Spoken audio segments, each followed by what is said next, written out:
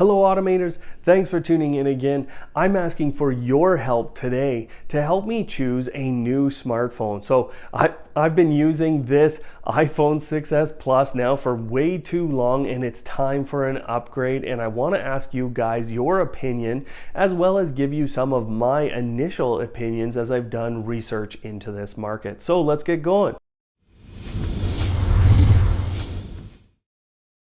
You can't start a conversation about smartphones unless you start it with Apple and their flagship phone. They currently have the XS Max, and that, to me is still the flagship, the ultimate best phone out there on the market today.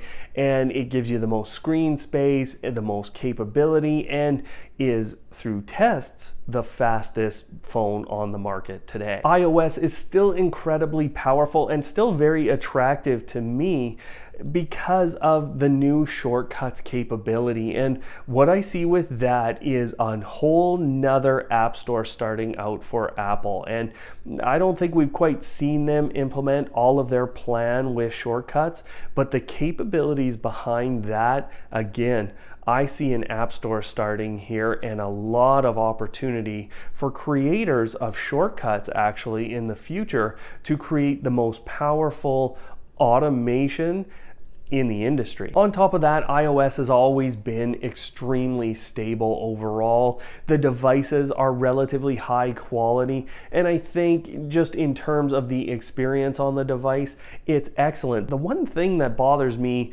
other than the price of a device like this, but other than that, the other thing that bothers me is the camera. And I know that we talk about Apple's as having great cameras, but have you seen a picture from a Pixel 3 or a Pixel 2 lately? And that brings me to Google's Pixel 3 or even the Pixel 2. What they've done with that device is created pictures at another level. And the integration for me as a smart home person with Google Assistant is nothing short of impressive.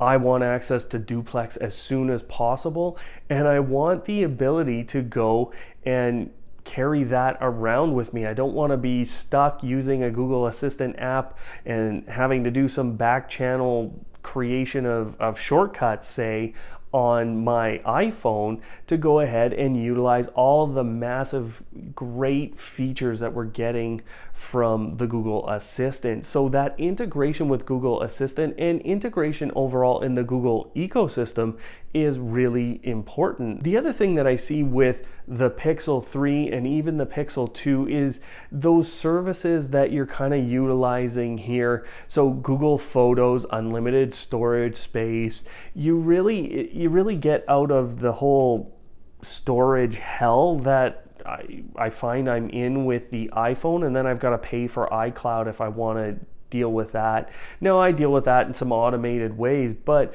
I don't necessarily want to have to do that or maintain these other services that I do. To me, the Pixel 3, and I'd want the XL version, is a great option. It has the base Android and all of the things that I've talked about in the past, but I even look a little bit at the Pixel 2 as a budget option here because ultimately it's got those updates to the Google Night Sight or the Pixel Night Sight capability, and I could actually use that phone kind of roaming around to take videos here for you guys. When I look at Samsung's flagship phone here, the S9, and ultimately we'll see some stuff on the S10 here, but the S9 seems like a great phone, but I have always personally really hated the overlay that Samsung puts over their smart devices or their Android devices. It's not base Android anymore, and that really tends to frustrate me. Still, the specifications and the capability on that S9,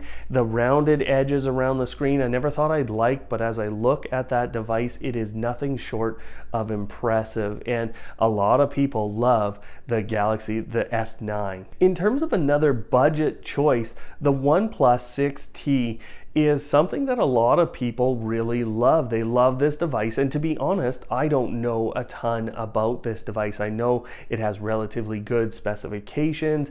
I know it's using Android. I know it is from a relatively good maker. I mean, one has been around, or the OnePlus series has been around for a long time.